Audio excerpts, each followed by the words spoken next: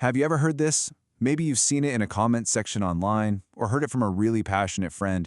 This idea that modern Bibles are, well, taking things out?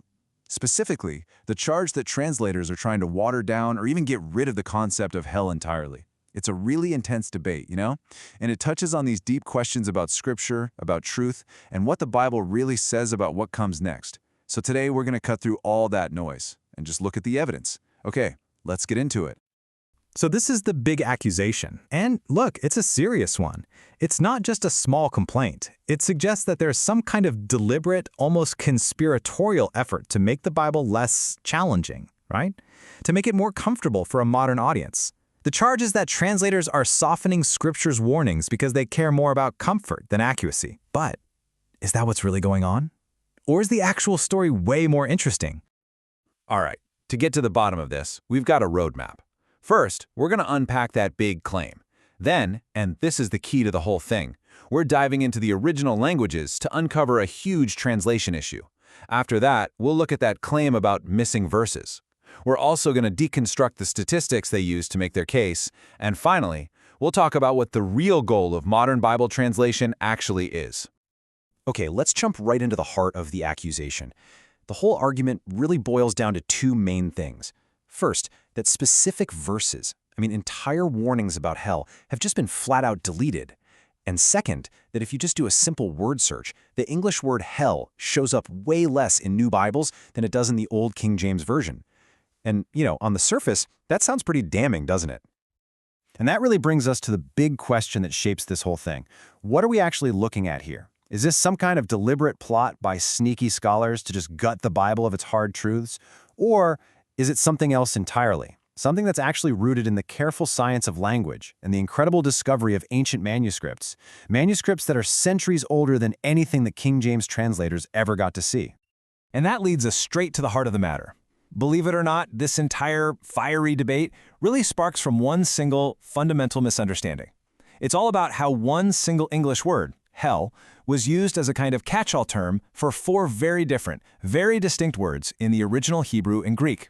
If you can get your head around this one point, the whole picture starts to make sense. Okay, this table right here, it basically shows you the whole problem at a glance. The King James translators back in 1611, they took these four totally separate concepts, the Hebrew word Sheol, and then three different Greek words, Hades, Gehenna, and Tartarus, and they just flattened them all under the one English label, hell. Modern translators working with better tools are trying to restore those original distinctions. That single choice right there is where all the confusion comes from. So first up is the Hebrew word Sheol. This is the main Old Testament word for what happens when you die. And it's not a place of fire and torment. It just means the grave, the pit, the common destination for everybody, good guys, bad guys, everyone. Think of it as just the great beyond. When the patriarch Jacob thought his son Joseph was dead, he said he would go down to Sheol to mourn him. He definitely didn't think he was going to a place of eternal punishment.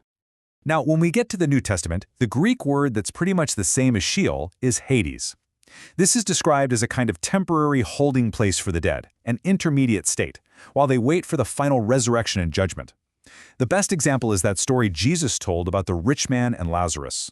They're both in Hades, but one is being comforted and the other is in torment.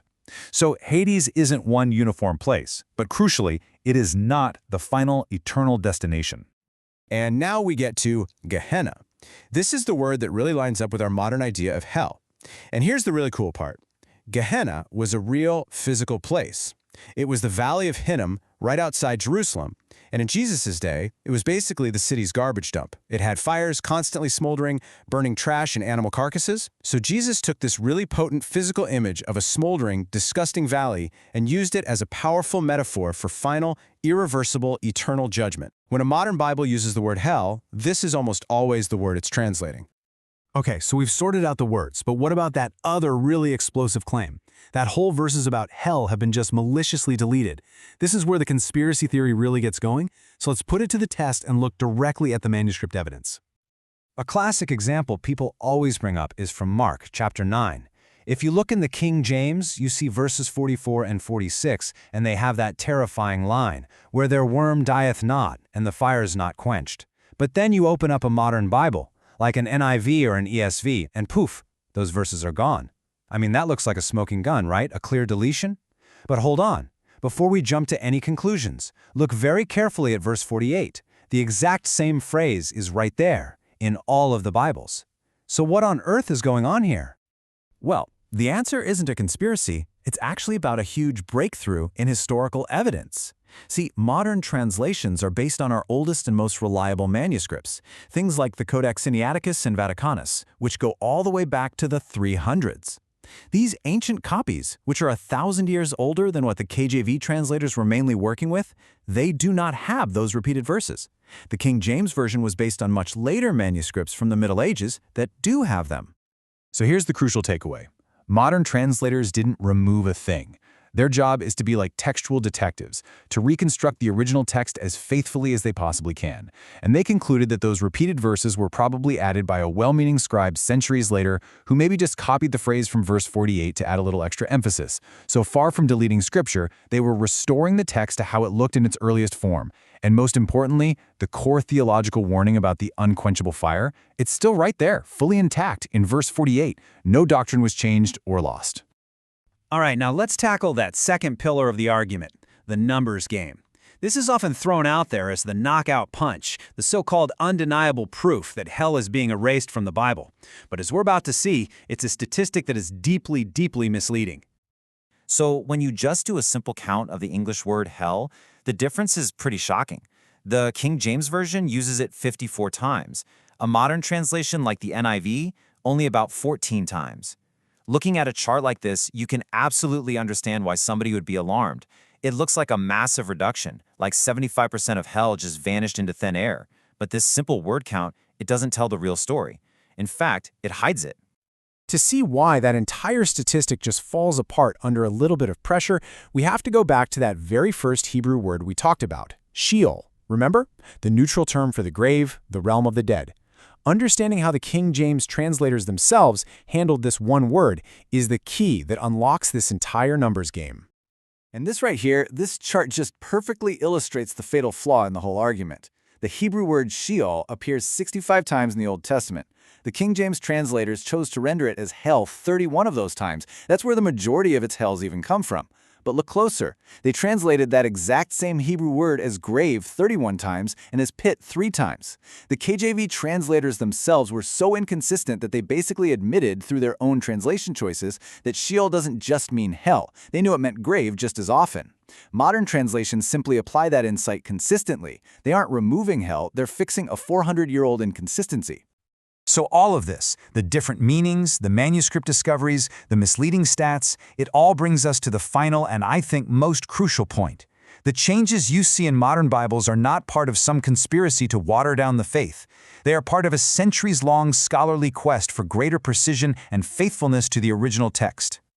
You know, the King James's one-word-fits-all approach actually creates some major theological confusion. For one, it completely blurs the super important distinction between Hades, the temporary place, and Gehenna, the final judgment. This leads to some really bizarre-sounding verses, like in Revelation 20:14, where the KJV says, "Death and hell were cast into the lake of fire."